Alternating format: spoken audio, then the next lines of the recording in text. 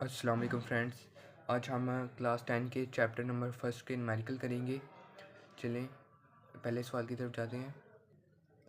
First question में वो ये बता रहा है the time period of a simple pendulum is 2 second. What will be its length on the earth? What will be its length on the moon if GM? इससे हम पढ़ेंगे gravitation of moon is equal to gravitation of earth और divide by 6। Find करना है where gravitation of earth is equal to 10 ms-2। उसने जो सा ये वाली है ना है ग्रेविटेशन ऑफ अर्थ, उसकी हमने रकम ये दी है, हम इसको फाइंड करेंगे और ग्रेविटेशन ऑफ मून को मतलब फिर आगे सवाल हल करेंगे। चलते हैं आंसर की तरफ। मैंने पहले ही सवाल लिख लिए हैं कि टाइम ज़ाया ना होए। तो सबसे पहले हम देखते हैं उसने हमें टाइम दिया है 2 सेकेंड और ये है ग्रेविटेशन ऑफ अर्थ वो है 10 ms-2 और हम ग्रेविटेशन ऑफ मून भी फाइंड करेंगे। तो सबसे पहले ये ग्रेविटेशन ऑफ अर्थ ओवर 6 का ये फार्मूला वो जो सवाल में दिया हुआ है वो लगा के ये जो ग्रेविटेशन ऑफ अर्थ है वो लिख के डिवाइड करके 1.6 ms-2 आंसर आ गया। हमें इसमें फाइंड करना है लेंथ ऑफ अर्थ। तो लेंथ ऑफ अर्थ तो लेंथ ऑफ मून। सबसे पहले हम लेंथ ऑफ अर्थ करेंगे। तो ये फार्मूला बुक में है, ये फार्मूले की मदद से हम ये सवाल हल करेंगे। ये मतलब पूरे चैप्टर में यही ज़्यादा फार्मूला लगेगा। तो हमें ये 10 time is equal to 2 pi under root length of earth over gravitation of earth. सबसे हमने ये स्केयर रूट ख़त्म करने के लिए taking square on both side. इस तरह ये टी का स्केयर, 2 का स्केयर, 4 पाई का स्केयर और ये अंडर रूट काट जाएगा ये वैसे ही। तो टी की हम लगा लेंगे रकम 2, ये लिखा हुआ 2। तो 2 का square is equal to 4 pi square length of earth और लेंथ ऑफ जो सी है ना ग्रेविटेशन ऑफ अर्थ वो है 10। हम लेंथ ऑफ अर्थ को इस तरफ रहने देंगे और ये यहाँ पे ये मल्टीप्लाई है 4 पाई स्केयर, उधर जाके डिवाइड हो जाएगा और 10 डिवाइड हो रहा है उधर जाके मल्टीप्लाई इस तरह और 2 का स्केयर 4 और हम ना पाई की रकम लगा लेंगे। ये कैलकुलेटर से आप 22/7 करके काट सकते हैं। 3.142 है तो इसका स्केयर तो 4 से कट गया। हम length of earth is equal to 10 और इसका स्केयर आएगा 9.86 आ गया और इन दोनों को डिवाइड किया। Length of earth is equal to 1.02 metre.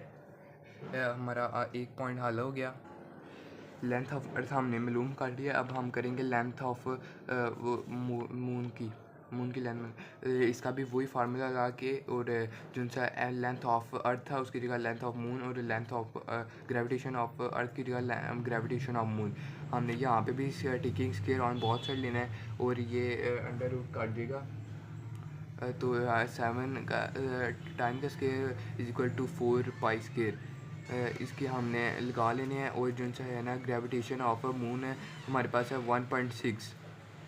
यहाँ पे डिवाइड हो रहा है दूसरी तरफ जाके 1.6 मल्टीप्लाई हो जाएगा और ये 4 पाई स्केयर यहाँ पे मल्टीप्लाई हो रहा है नीचे दूसरी तरफ जाके डिवाइड हो जाएगा। 4 यहाँ पे काट गया तो ये वहाँ जैसे लिया था स्केयर उसका 9.86 और 1.6 डिवाइड बाय 9.86 करेंगे तो 0.17 मीटर।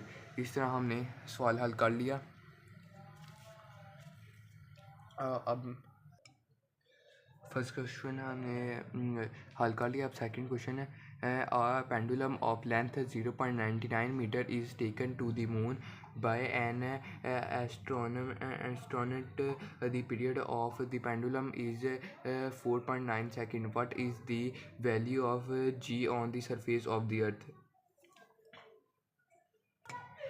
सवाल तो पढ़ लिया। उस सबसे पहले ये उसमें लिखा हुआ है लेंथ ऑफ मून है हमें उन्होंने दिया है 0.99 मीटर और time of moon is equal to 4.9 second और हमने ग्रेविटेशन ऑफ मून फाइंड करनी है। पिछले सवाल में क्या कहते हैं टाइम ऑफ मून ने फाइंड किया था, तो इसमें अब हम ग्रेविटेशन ऑफ मून फाइंड करेंगे।